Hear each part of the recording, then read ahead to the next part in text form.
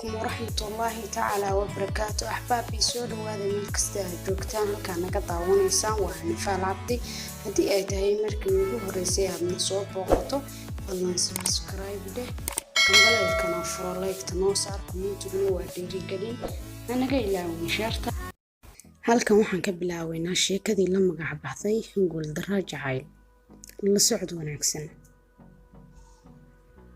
sheekadu waxa ay ku bilaabanaysaa sida tan. Hodan waa gabar 23 sano jir ah oo ku nool dalka Canada caasimadda Toronto. waxa ay la nooshahay aabaheed iyo walaasheed ka weyn. hooyadeed waxa ay geeriyootay 5 sano ka hor xilligii ay ku noolaayeen xeryaha qaxootiga Dadaab ee dalka Kenya. Hodan waxa ay wax ka barataa mid ka mid ah jaamacadaha ku yaala caasimadda Canada. waxa ayna barataa kulliyadda dhaqaalaha. waana gabar ku fiican waxbarashada lehna awood dabiici ah, naxariis iyo dabeecad wanaagsan oo eebba ku manaystay. Hodan waxa ay ahayd mid mar waliba ay ka timaado jaamacadda in ay isticmaasho baraha bulshada, qaasatan aaladda loo yaqaano Facebook-ga, taasoo ay mar waliba jecleed in ay waqtigeeda nasashada ku qaadato. maalmaha ka mid ah iyada oo isticmaalaysa barteeda Facebook qaybta laga aqbalo saaxiibada ugu soo darsada ciwaankeeda ayaa waxa ay aragtay mid ka mid ah saaxiibadii ku soo darsaday oo ay ugu qoran tahay qoraal yaab iyo amaka galiyay, kuna qasbay in ay si degdeg ah u aqbasho qofkaas. qoraalka ayaa ahaa waa nasiibkii adduunka. kadib aqbalaadii ayaa waxa ay bilowday in ay la hadasho, balse ma uusan fadhiyin. saaxiibku waa uu ka maqnaa, sidaas darteed waxa ay reebtay fariin ay ahayd ma dhaba mise waa dhalanteed. waxa ayna u raacisay haddii aad tahay nasiibkii adduunka, ana waxaan ahay nasiibka hooskiisa. qosonna waa ay ku dartay.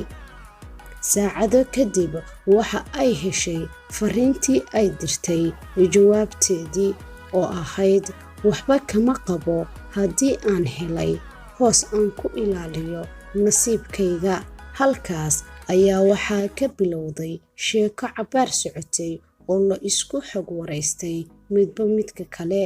nasiibkii adduunka waxa uu noqday wiil ku nool magaalada Muqdisho, ahna arday dhigta mid ka mid ah jaamacadaha ku yaala caasimadda.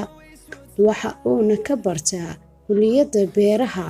waxa uuna la nool yahay hooyadii iyo abtigii la dhashay hooyadii, kaas oo qaaday mas-uuliyaddiisa kadib markii uu aabihii ku geeriyooday shil gaari oo uu darawal ka ahaa. wiilka ayaa lagu magacaabaa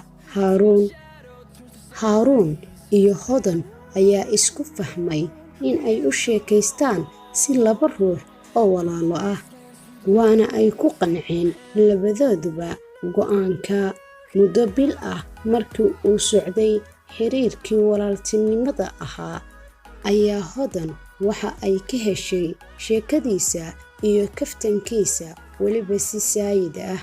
waxa ayna bilowday in ay ka fikirto in ay ka dhaadhiciso in xiriirkooda u beddelaan mid jacayl, balse waxa ay bilowday in ay su'aalo weydiiso isaga, kuwaas ay uga dan lahayd dareenka iyada haayo in uu isaguna dareemo.